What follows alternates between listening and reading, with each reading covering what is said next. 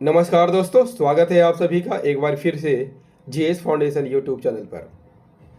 दोस्तों, आज हम लोग करने वाले हैं हिस्ट्री, और हिस्ट्री में हम लोग देखेंगे मॉडर्न हिस्ट्री के मोस्ट इम्पोर्टेंट 25 एमसीक्यू। इसके साथ आपको मिलेगा फुल एक्सप्लेनेशन। किस एग्ज़ाम के लिए ये सेशन बनाया गया है? सभी एग्ज़ाम के लिए बनाया गया है दोस्तों, फॉर ऑल एग्ज़ाम। चाहे आप SSC, railway, state PSC, CDS, NDA, UPSC, PGD, या फिर आप किसी भी कॉम्पिटिटिव एग्ज़ाम की तैयारी कर रहे हैं दोस्तों, ये जो 25 एमसीक्यू हैं किसी न किसी परीक्षा में पूछा जाएगा। तो वीडियो को स्टार्टिंग से लेके अंत तक देखिएगा। चलिए शुरुआत करते हैं आज के सेशन की। क्वेश्चन नंबर 1 क्या कहता है दोस्तों? क्वेश्चन नंबर 1 क्या कहता है? 1939 में भारतीय राष्ट्रीय कांग्रेस के त्रिपुरी अधिवेशन में सुभाष चंद्र बोस को पुनः कांग्रेस के अध्यक्ष चुना गया था। इस चुनाव में उन्होंने गांधी जी के किस उम्मीदवार को हराया था? Answer is option number C, Pattabhi Sitaramayya को हराया था। सुभाष चंद्र बोस की बात कर लेते हैं। तो पहली बार भारतीय राष्ट्रीय कांग्रेस के हरिपुरा अधिवेशन के अध्यक्ष बने थे।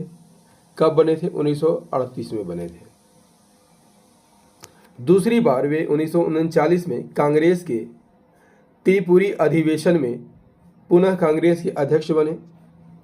लेकिन कुछ समय बाद सुभाष चंद्र बोस ने इस अध्यक्ष पद को छोड़ दिया था, और इसे छोड़ने के बाद एक ब्लॉक की स्थापना की थी। उसका नाम क्या है? All India forward block.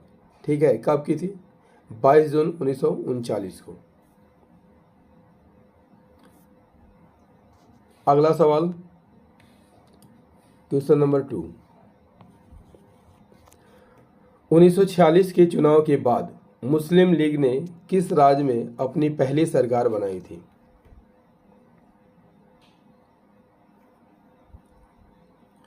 उन्नीस सौ 46 के चुनाव के बाद मुस्लिम लीग ने किस राज्य में अपनी पहली सरकार बनाई?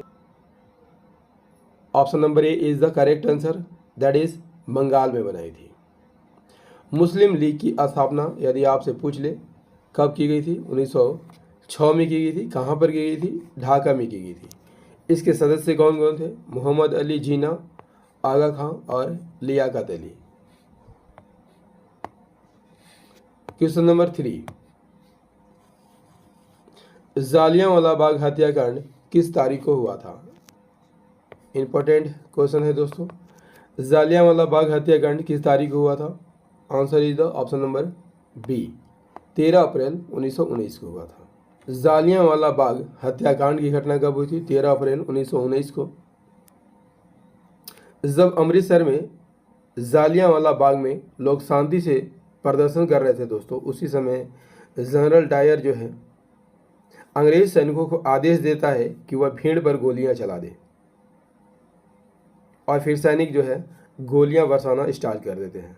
ठीक है, जिसमें सैकड़ों लोग मारे जाते हैं और सैकड़ों घायल होते हैं। ठीक है, नेक्स्ट क्वेश्चन, क्वेश्चन नंबर 4। भारतीय राष्ट्रीय कांग्रेस के पहले मुस्लिम अध्यक्ष कौन थे?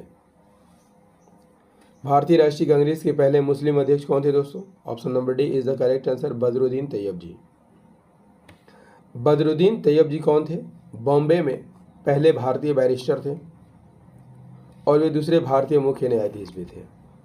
उन्होंने भारतीय राष्ट्रीय कांग्रेस के तीसरे अधिवेशन की अध्यक्षता की थी। कब की थी? 1887 में मद्रास अधिवेशन की अध्यक्षता की थी। Next question, question number 5। America में थियोसॉफिकल सोसाइटी की स्थापना किसने की थी?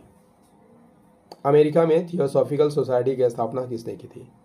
This is very very important question दोस्तों, परीक्षा में यह सवाल बार बार पूछा जाता है। Option number D is the correct answer, madam Blavatsky और आलकाट ने की थी। मैडम ब्लाडवस्की एक रूसी महिला थी जबकि कर्नल ऑलकॉट जो है अमेरिकी थे। इन दोनों ने मिलकर थियोसॉफिकल सोसाइटी की स्थापना की थी। कहाँ की थी? न्यूयॉर्क में। कब की थी? 1875 में। और उन्होंने जो हिंदू धर्म है उनको पुनर्जीवित करने का समर्थन किया था। Next question, question number 6। Captain Hawkins किस वर्ष जहांगीर के दरबार में पहुंचे थे?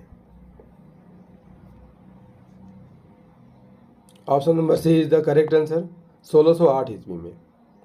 कैप्टन हॉकिंस जहांगीर के दरबार में कब पहुंचे थे? अप्रैल 1608 ईस्वी में पहुंचे थे। और उन्होंने सूरत में एक कारखाना स्थापित करने की अनुमति मिल गई थी। लेकिन क्या होता है, बाद में पुर्तगालियों का विरोध होता है और विरोध के कारण इसे रद्द कर दिया जाता है। Question number 7। महात्मा गांधी ने कांग्रेस के किस अधिवेशन में मात्र एक बार अध्यक्षता की है? ये भी सवाल परीक्षा में बार बार पूछा जाता है दोस्तों। Answer is option number B, Belgaum. Mahatma Gandhi Congress के अध्यक्ष बने थे 1924 में। उन्होंने किस अधिवेशन की अध्यक्षता की थी? कांग्रेस के बेलगाम अधिवेशन की अध्यक्षता की थी। और ये केवल एक बार ही कांग्रेस के अध्यक्ष बन सके थे। Next question, question number 8। प्रसिद्ध पुस्तक गुलामगिरी के लेखक कौन है? प्रसिद्ध पुस्तक गुलामगिरी के लेखक कौन है दोस्तों?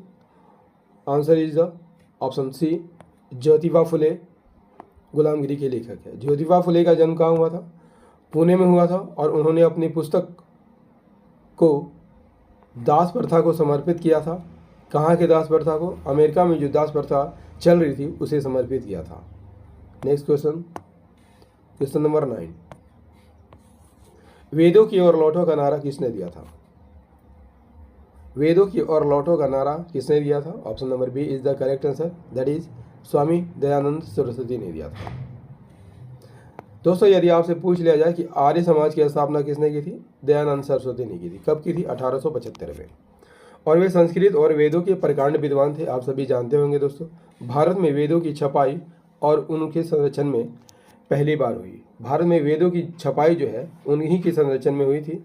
और एक महत्वपूर्ण रचना है सत्यार्थ प्रकाश, ये स्वामी दयानंद सरस्वती की ही रचना है। Question number 10। झंडा समिति के अध्यक्ष कौन थे? Option number D is the correct answer, जेवी कृपलानी। राजेंद्र प्रसाद की बात कर लिया जाए तो वे झंडा समिति के तदर्थ समिति के अध्यक्ष थे। 22 जुलाई 1937 को कांग्रेस के झंडे में थोड़ा सा बदलाव किया गया और इसे ही याद रखिएगा दोस्तों, राष्ट्रीय ध्वज के रूप में स्वीकार किया गया है। Question number 11।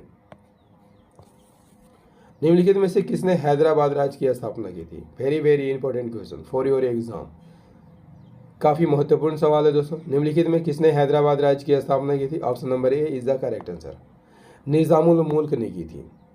हैदराबाद राज्य की स्थापना किसने की थी? निजामुल मुल्क ने की थी। और उन्होंने 1724 से 1748 तक हैदराबाद पर राज्य किया था।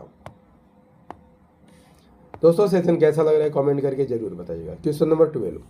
बंगाल का विभाजन कब रद्द कर दिया गया था? तो बंगाल का विभाजन कब रद्द कर दिया गया था? तो ऑप्शन नंबर सी, 1911 में। बंगाल विभाजन की घोषणा किसने की थी?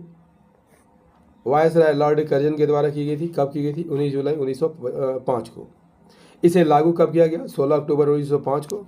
लेकिन राजनीतिक विरोध हुआ और राजनीतिक विरोध के कारण जो है 12 दिसंबर 1911 को बंगाल विभाजन को रद्द कर दिया गया, यानी पुनः एकीकरण बंगाल का कर दिया गया। क्लियर? चलिए क्वेश्चन नंबर 13। नेशनल हेराल्ड नामक समाचार पत्र की स्थापना किसने की थी? नेशनल हेराल्ड नामक समाचार पत्र की स्थापना किसने की थी? Option number C is the correct answer, that is Jawaharlal Nehru ने की थी। नेशनल हेराल्ड समाचार पत्र की स्थापना जवाहरलाल नेहरू ने की थी। कहाँ पर की थी? लखनऊ में की थी। कब की थी? 9 सितंबर 1938 को। Next question 14। निम्नलिखित में किस वर्ष लॉर्ड हार्डिंग द्वितीय पर बम फेंका गया था? कब फेंका गया था दोस्तों? Option number A is the correct answer, 1912 में फेंका गया था। वर्ष 1912 में जब लॉर्ड हार्डिंग द्वितीय पर बम फेंका गया था दोस्तों, कब फेंका गया था? जब वे दिल्ली में प्रवेश कर रहे थे। क्लियर? चलिए, इस सेशन का अंतिम प्रश्न है दोस्तों, साइमन कमीशन निम्नलिखित में से किस वायसराय के समय में भारत आया था? Option number A is the correct answer, that is Lord Irwin के समय में आया था। लॉर्ड इरविन वायसराय कब बने थे? 3 अप्रैल 1926 को। 1927 में क्या होता है? ब्रिटिश सरकार सर जॉन साइमन की अध्यक्षता में एक आयोग की नियुक्ति होती है और इस आयोग को 1919 के अधिनियम जो होता है उसके सुधारों का अध्ययन करने और संवैधानिक सुधारों के लिए नियुक्त किया गया था। इस आयोग में दोस्तों याद रखिएगा, कोई भी भारतीय सदस्य नहीं था, इसी कारण जो है इसका विरोध किया गया था। दोस्तों सेशन कैसा लगा कमेंट करके ज़रूर बताइएगा। यदि सेशन पसंद आया हो तो इसे लाइक कर दीजिएगा, दोस्तों के साथ शेयर कर दीजिएगा और यदि आप भी इस चैनल पर नए हैं तो चैनल को सब्सक्राइब करके बेल आइकन को जरूर प्रेस कर लीजिएगा। मिलते हैं अगले सेशन में, तब तक के लिए जय हिंद, धन्यवाद।